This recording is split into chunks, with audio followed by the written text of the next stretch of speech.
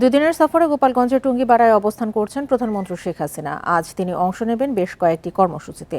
বেলা 11টায় প্রধানমন্ত্রী শেখ হাসিনা গিমাডাঙ্গা প্রাথমিক বিদ্যালয়ে স্থাপিত বঙ্গবন্ধু কর্নারের উদ্বোধন এবং এসো বঙ্গবন্ধুকে জানি শীর্ষক অ্যালবামের মোড়ক উন্মোচন করবেন। পরে দুপুর 12টায় মাল্টিপারপাস পৌর সুপারমার্কেট পরিদর্শন করবেন। এখন জন্ম সনদ দিয়ে খোলো বিকাশ স্টুডেন্ট অ্যাকাউন্ট। নিজের বিকাশ নিজে কর। এছাড়া টুঙ্গিপাড়া উপজেলা আওয়ামী লীগ কার্যালয়ে স্থানীয় আওয়ামী লীগ নেতাদের সঙ্গে মত বিনিময় করার কথা রয়েছে। বিকেল 3:30টায় জাতির পিতা বঙ্গবন্ধু শেখ মুজিবুর রহমানের সমাধিসৌধে ফাতেহা পাঠ এবং মোনাজাতে অংশ নেবেন। বিকেল 4টায় টুঙ্গিপাড়া থেকে ঢাকার উদ্দেশ্যে রওনা হওয়ার কথা রয়েছে প্রধানমন্ত্রী শেখ হাসিনার।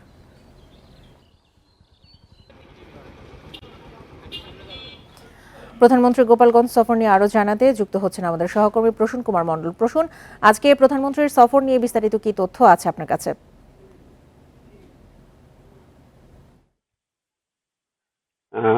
প্রধানমন্ত্রী শেখ হাসিনা গতকাল রাতেই গোপালগঞ্জে এসে অবস্থান করছেন। তার নিজ বাসভবনে রাত্রি যাপন করেছেন। তার আগে তিনি গোপালগঞ্জে টুঙ্গিপাড়া পৌঁছে জাতির পিতা বঙ্গবন্ধু শেখ মুজিবুর রহমানের সমাধিসৌধ কমপ্লেক্সে ফুল দিয়ে শ্রদ্ধা জানিয়েছেন। এরপরে আজ শনিবার তিনি 11টায় বিভিন্ন কর্মসূচিতে যোগ দেবেন। প্রথম কর্মসূচি হচ্ছে বঙ্গবন্ধুর স্মৃতি বিজড়িত যে স্কুল জিটি সরকারি প্রাথমিক বিদ্যালয়, এই বিদ্যালয়ে মুজিব কর্নার উদ্বোধন করবেন এবং এই স্কুলের শিক্ষার্থীদের সঙ্গে মত বিনিময় করবেন এবং শিক্ষা উপকরণ বিতরণ করার কথা রয়েছে তার। এরপরে তিনি টুঙ্গিপাড়ায় নবনির্মিত পৌর মার্কেট পরিদর্শন করবেন। পরিদর্শন শেষে তিনি স্থানীয় টুঙ্গিপাড়া আওয়ামী লীগ অফিসে স্থানীয় নেতাকর্মীদের সঙ্গে মতবিনিময় করবেন বলে দলীয় সূত্রে আমরা জানতে পেরেছি।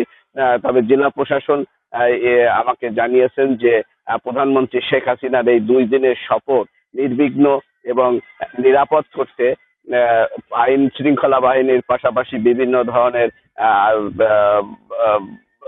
নিরাপত্তার ব্যবস্থা জোরদার করা হয়েছে। ইতিমধ্যে গোপালগঞ্জ শহর থেকে শুরু করে বিভিন্ন গুরুত্বপূর্ণ স্থানে চেকপোস্ট বসানো হয়েছে। সেখানে পুলিশ বাহিনী, বিভিন্ন গোয়েন্দা সংস্থার লোকজন থেকে তল্লাশি চালাচ্ছে।